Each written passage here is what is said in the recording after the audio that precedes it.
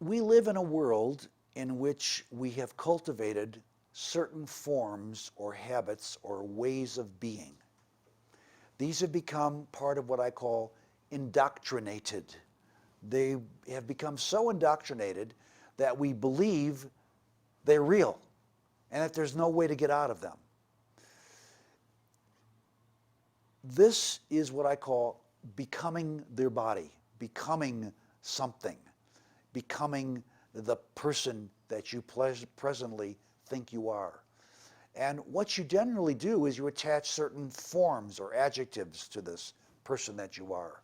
I'm old, I'm young, I'm beautiful, I'm ugly, I'm rich, I'm poor, whatever kinds of words you attach to those. When you believe that that's all you are, then you've forgotten who you are.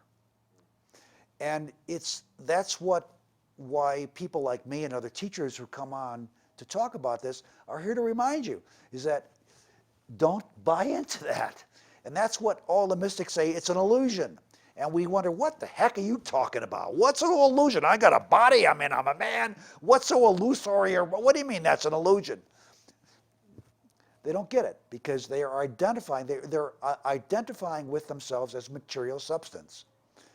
They've bought it hook, line, and sinker. They've bought the illusion as reality. And what I'm saying is that from the point of view of any spiritual teaching, from the point of view of quantum physics, that can't be true.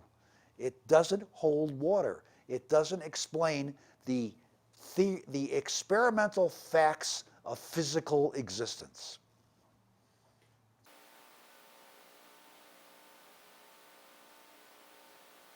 Everything we've talked about up to now has to do with what we call observing the so-called out there world, the world of things. Maybe before they come into being as things, but nevertheless, there's something out there. But what is really interesting is when we begin to look at something in us. This is where these possibility waves really are, because we are made of vibrational waves.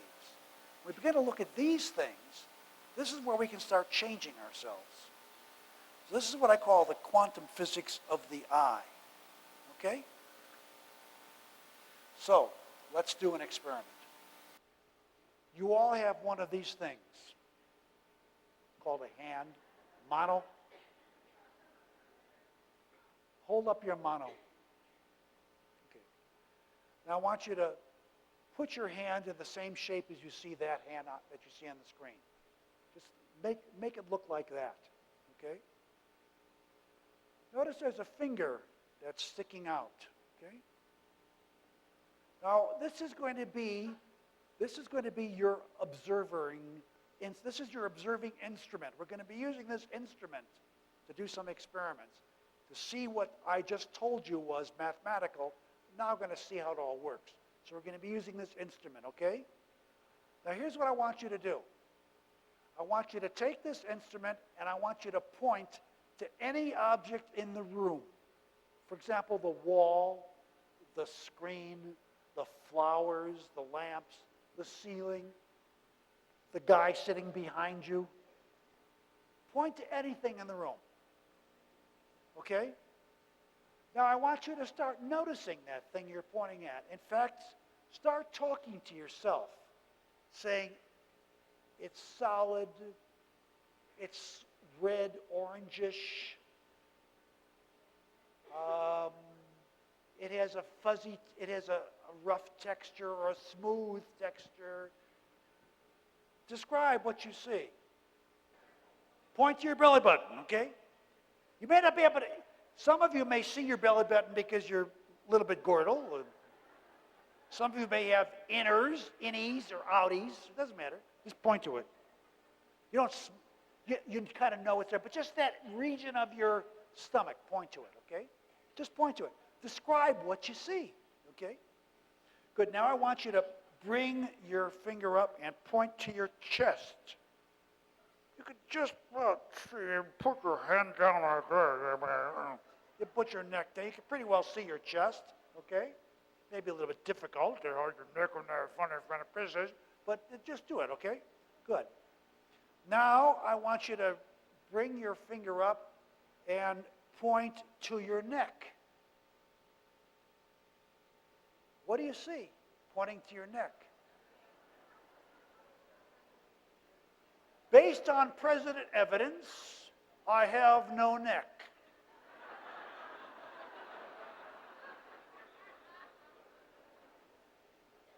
See or no? I sound silly. You know you have a neck. I know you know you. Forget what you know and only deal with what you see, what you can describe by pointing to it, your neck. Okay? Okay, good. Now I want you to bring your hand up and point to your face.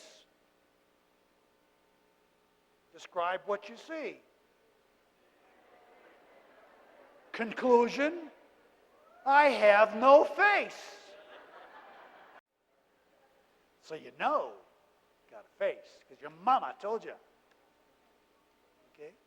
But based on present evidence, which is your experiment right now, you're pretty faceless. Notice that you are now pointing to something which has no surface. It has no roughness, no smoothness, nothing at all. It's totally featureless, colorless, transparent, no apparent boundaries. I want you to keep pointing to your empty space right now. I want you to imagine or use your mind seeing into this emptiness, which is that space. Notice how wide or how deep or how high is this no-thing thing that is your side of the in-pointing finger, this side of that finger. It is empty of anything that can be described, and yet it is filled with everything that you see around you. I want you now to contemplate this thought, because we're now going to move right into that vibration of possibilities before they become probabilities. That's where we're going now, into the wavy vibrationless nothingness. We're going there now. Okay? I want you to contemplate and think about this no thing, absence from all other things. And I want you to realize that this no thing, because it isn't anything, and it's no material there, is completely free of any kind of stress. There's no stress. How can something that's nothing be filled with stress? There's no stress there. It's stress-free. No bad. No good. Nothing positive. It's just stress. It's empty of all that sort of stuff. Right now, you can see that there's nothing there. There's nothing inside of you. On your side of that pointing finger, there's nothing to get to. This emptiness, which is yours alone, has no limits, upwards or sideways or downwards or any other direction. Congratulations. Hang out with this for a while. This spaceless space, this timeless time, this non-material head, this headless head. You are now in the land of vibration. You are now in the land of possibilities.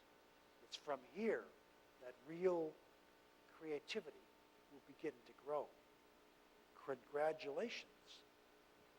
I want you now to hold out your hand like this, like you saw in the picture, and press your thumb and forefinger together like this. Press them together. Really press as hard as you can. Now I want you to begin from this headless head, spaceless space, timeless time, nothingness position. I want you, on present evidence, to observe that stress in those fingers. Notice where that stress is. Notice it's out there between those fingers. Nothing to do with you. It's there in those fingers. See that is distinct from you. It's there, it's stress, but it ain't you. You're completely free of that stress. You can feel that stress, but that ain't you. You got where I'm coming from? I'm not under any stress. Tell yourself, I am under no stress. There's stress, yes, but I am stress-free. Okay? Make the distinction in your mind between what's happening out there and what's going on in your no-thing space. Now relax your fingers. Shake your fingers around and notice the relief that you're feeling in those fingers.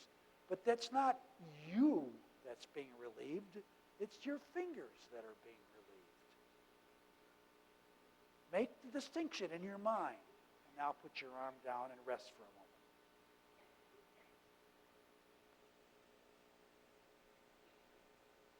All of your troubles, every single one of them, are like that. They're out there. But in here where you are, stress-free. Always have been, always will be. That core of your being, that emptiness of your being, is your central identity. We're going to discover more and more about that. Okay? So, at this moment, right now, you may not be suffering from any other stress. But I'll bet if you start looking around your body, your feet, your toes, your heels, your ankles, your legs, your thighs, your rear end, your back. A lot of people have the back. I'll bet you can find something there that's feeling some stress right now, right? Find that feeling of stress right now. However slight, it may be just so slight, nothing really bad. You know, maybe you got a slight headache or something, whatever. Find that area of stress and locate it. It may be in your neck. Maybe something else. Pick out that area of stress and stick to it. Hang out with it in what's coming up. Now I want you to answer some questions about the stress.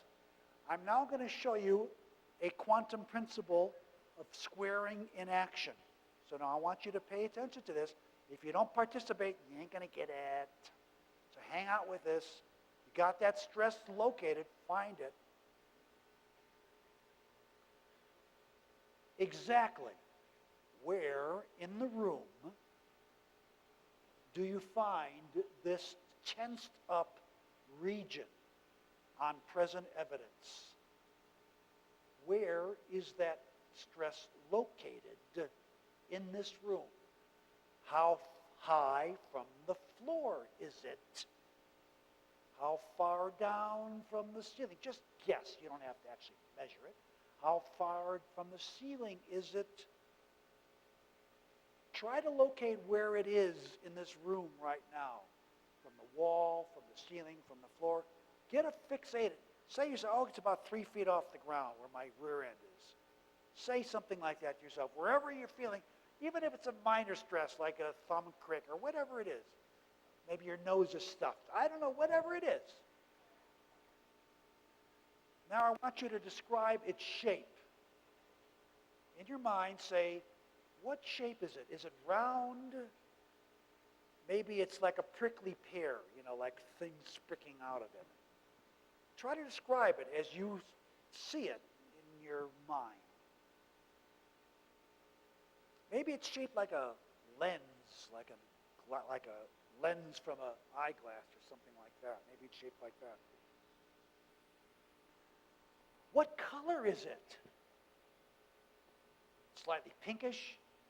Maybe it's black and white with green, ugly polka dots that are hairy.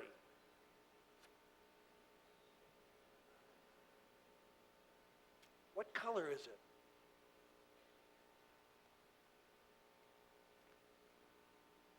Is it fixed? Is it standing still? Or is it moving about? First it's in my ear, now it's in my back, now I feel my head. I mean, it's moving all over the place.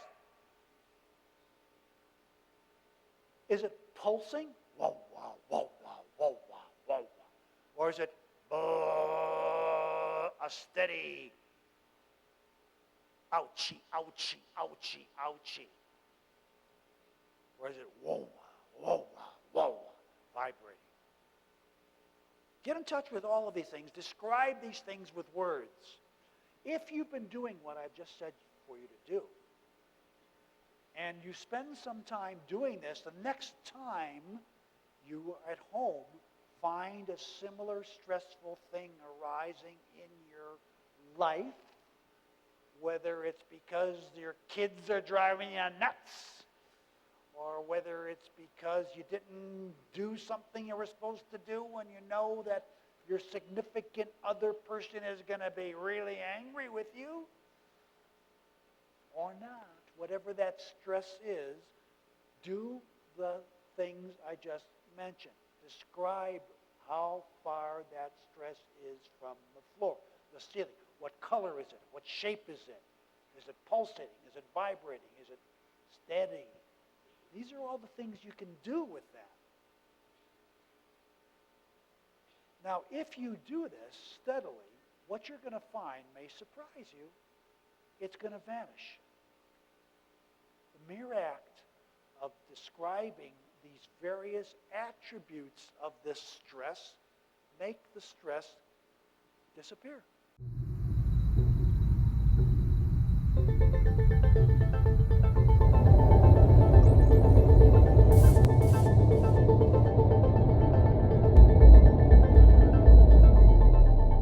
On the screen in a moment or two. And by just using your mind, by shifting the way you add up the possibilities in your mind, you're going to make what you see disappear. You're going to do it. I'm not going to do a trick on the screen. I'm not going to do like, a magician does and make some. The magic is going to take place within you. You're going to go to that vibrational level, and you're going to make something you see on the screen vanish before your eyes.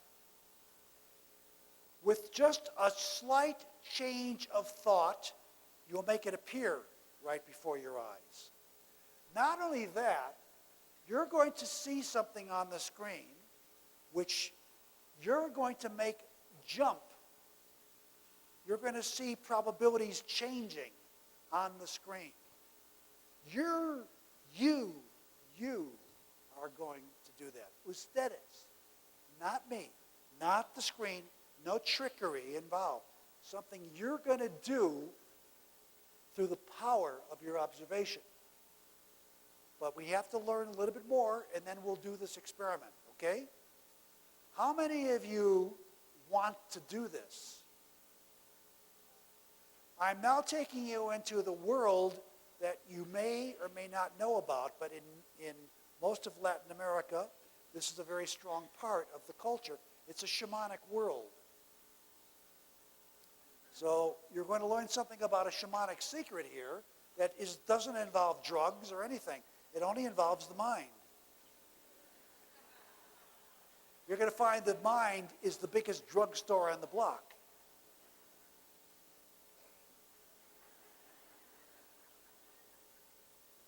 Okay, so let's now look at this double slit experiment again. And I'm going to show it to you. This is a mathematical calculational model. This was actually calculated, and this is how the theory looks. So this is what it looks like. You see this hump right here? This is a pattern which represents the location of an electron, 1. And now you're looking, you see this picture up here? You're looking down on this hump. You see, here's the peak of it right here. There's the peak here. And these are the 2 slits. Now what we're going to do is I'm going to let this is the movie, I'm going to let it run, and I want you to watch what happens. This is the 1 electron. And what is this electron? It's a cloud of probability here. It's a probability cloud, okay? Now we're going to watch what the double slit does to it.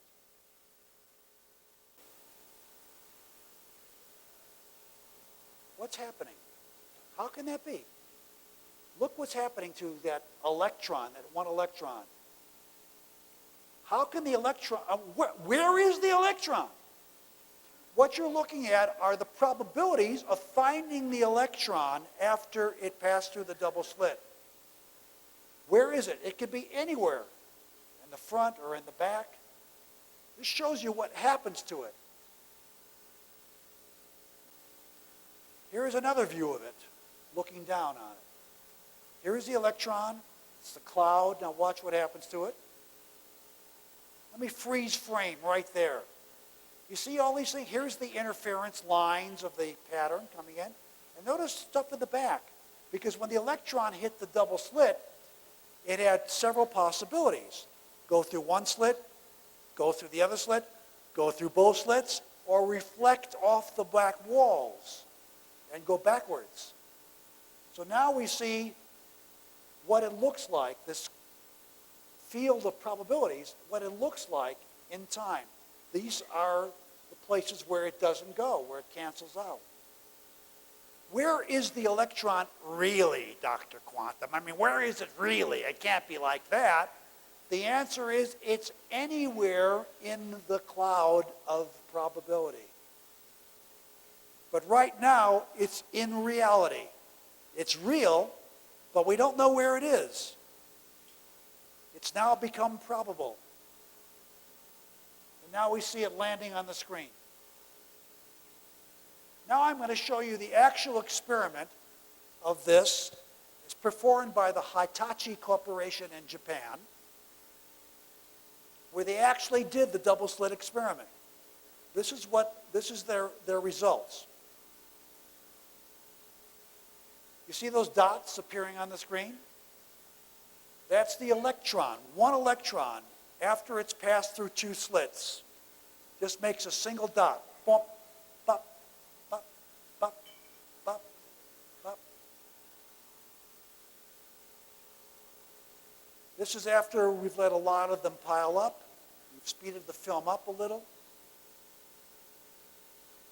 More and more dots, just single dots. From this, we would conclude the electron went through 1 slit or the other.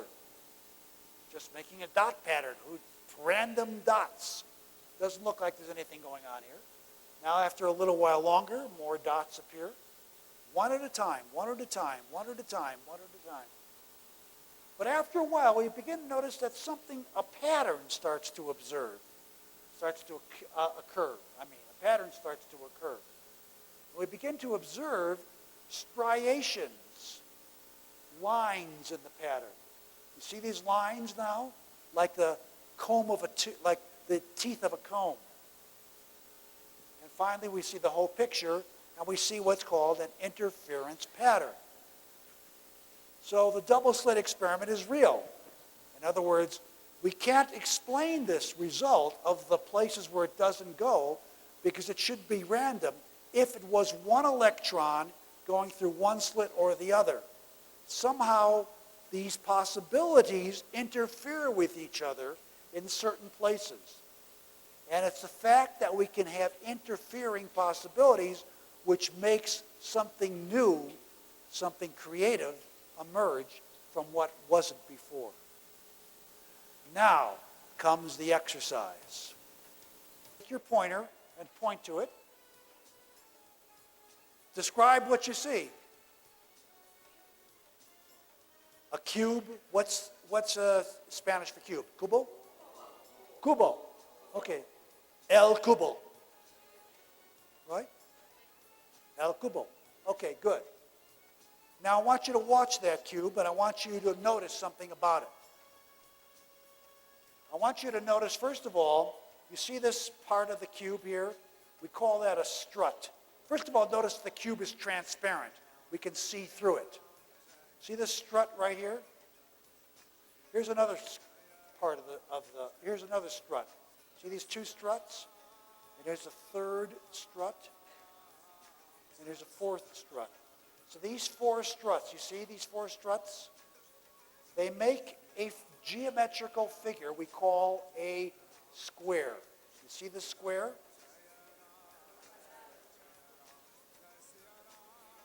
Just a square. You see it?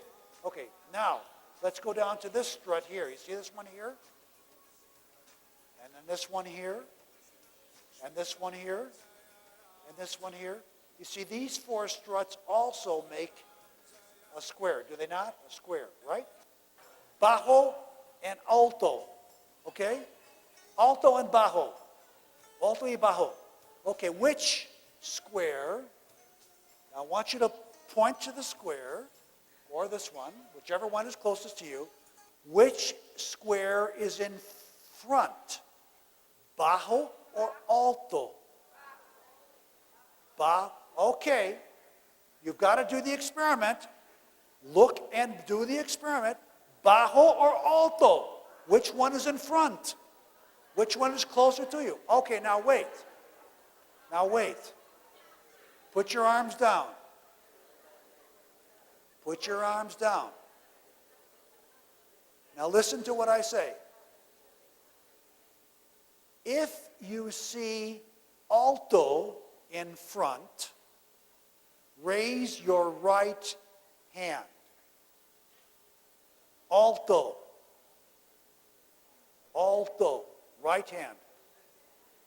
If you see bajo in front, raise your left hand. Okay? If you see bajo and alto going like this, jump, jump, jump, jump, jump, wigwag acme.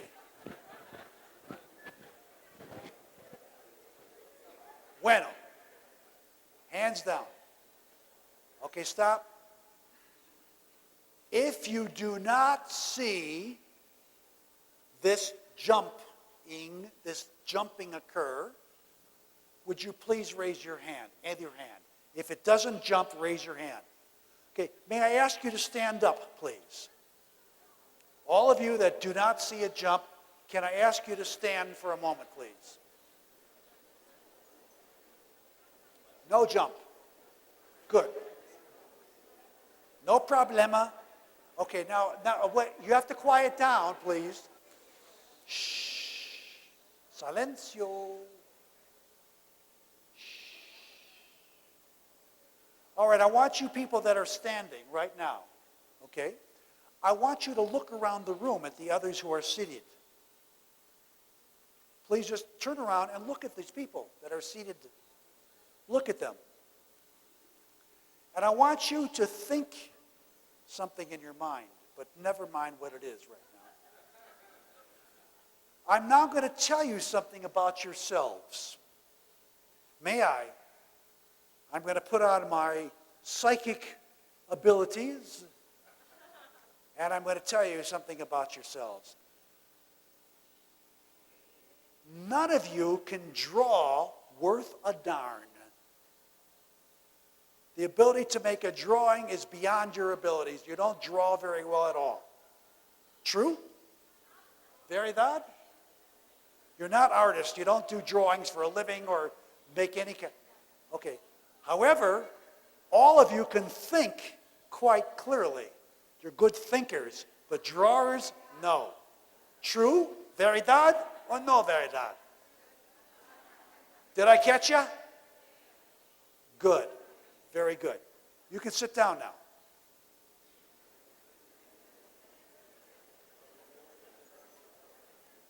Now let me tell you something. For you people, a very special thing is going to happen during this experiment. First of all, many of you are going to see this jump. You're going to see what these other people all see. And when it happens, it'll be as good as sex.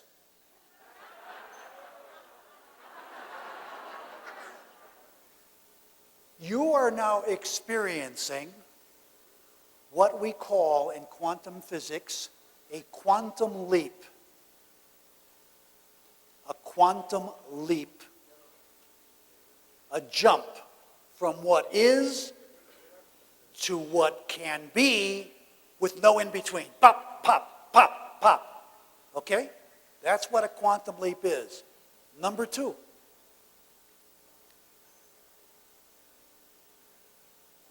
You are creating the cube jumping.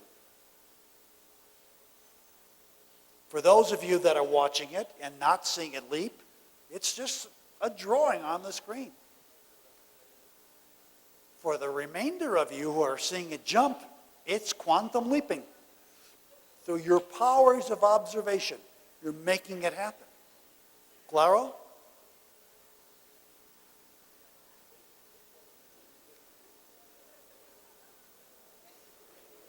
Okay, good. You now know what a quantum leap is and what it looks like. Some of you have had a climax.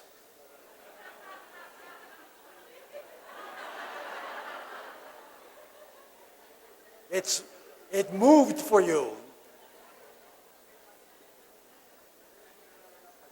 See or no? See, bueno, bueno. Okay. Mas. More.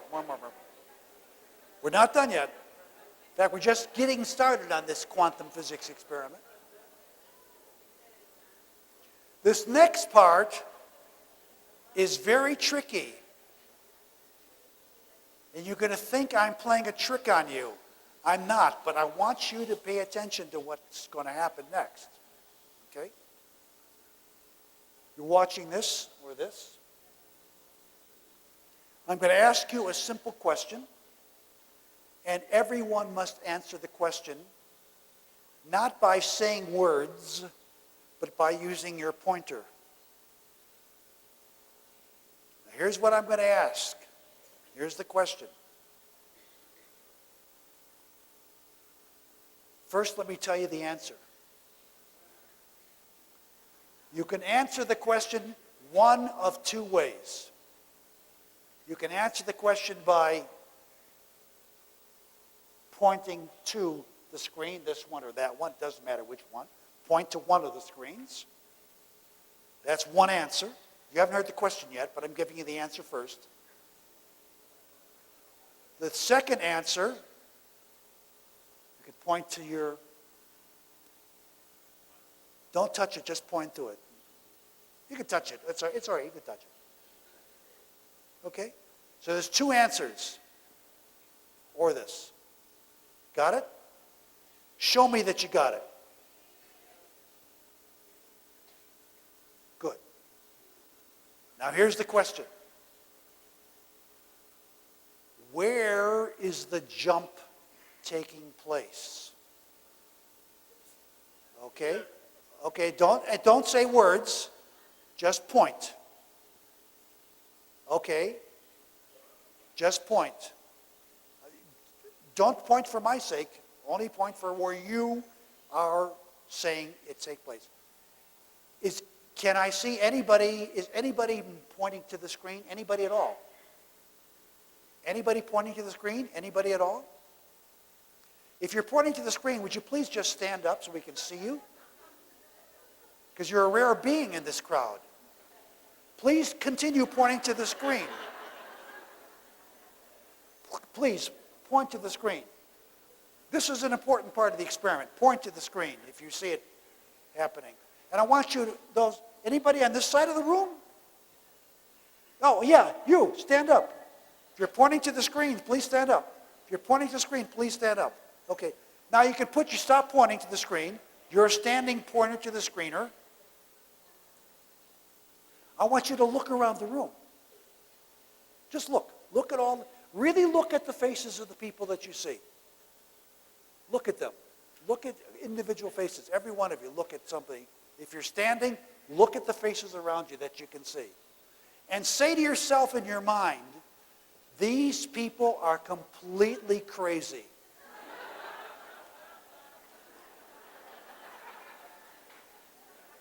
Muy loco. Good. Now the rest of you that keep standing, don't sit down yet. The rest of you that have been pointing to your heads, I want you to look at the people that are standing and say to yourself, these people are misguided.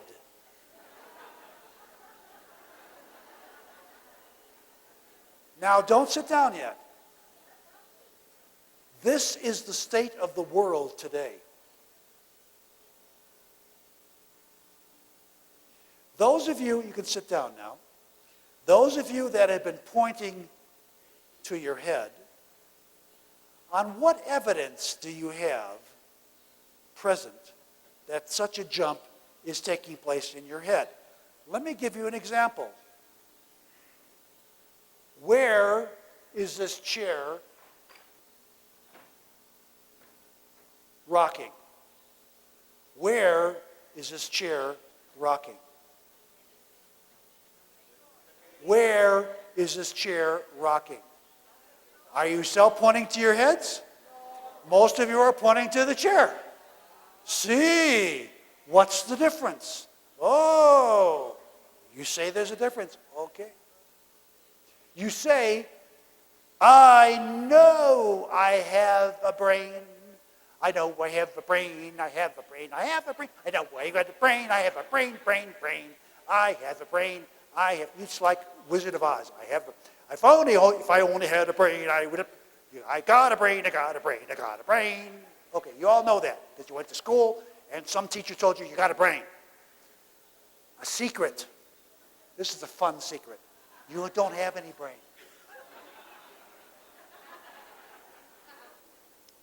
Have you ever seen your brain? No. How do you know you got one? Maybe the stork took it away. Maybe your mama took it from you before you even got born. Who knows? Maybe your daddy did it to you. You know something? I know what you have up there, and it's not a brain. You want to know what it is? It's what we call in English a giant booger.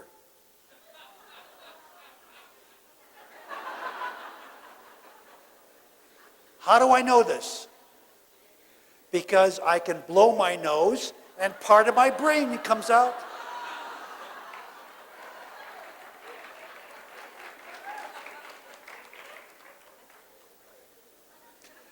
I'm sure when you look around at other people, you probably say to them, you're just a booger head or something like that.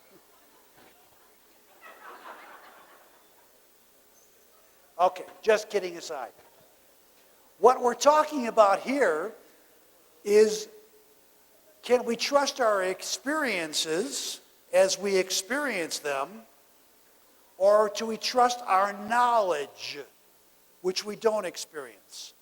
We don't experience any jump taking place in our heads. We don't at all, because there's nobody inside your head. There's nobody home. There's nothing there to experience anything. Just neurons firing. There's nothing there. So where is the person who's experiencing it?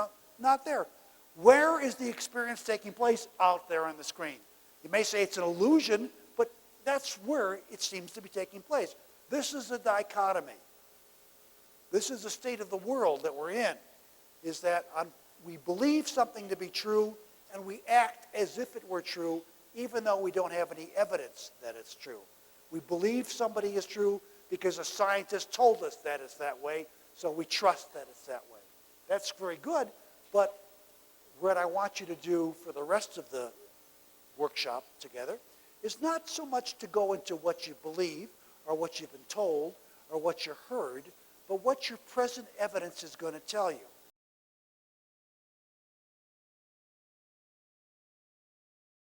Something very profound is about to occur. Now pay attention. We now have your eye in your bag. Don't imagine anything. Just hang out with that face at the other end. Now ask yourself this question. How many faces are there in the bag? Don't answer loudly, but just answer to yourself. How many faces are in the bag? Look at the contours and its shapes that make it unique among faces. Now, I want you to spend some time thinking about that face that you see in the bag. How do you feel about it? Describe that face to yourself. Whatever you are describing right now, the words you're attaching to your description, whatever that is, you are now creating the face in that bag. You're creating an experience of that. You're creating what is called a mind object. That description, now I want you to pay very close attention to that description, because we're going to put the bag down in a moment. I want you to remember that description. Really make an effort. If you have to, when you take your face out of the bag, pick up your notebook and your pencil and write down your description of that face. Really pay as much attention as possible so that you can put it to memory and try to write it down when you come out of the bag, okay?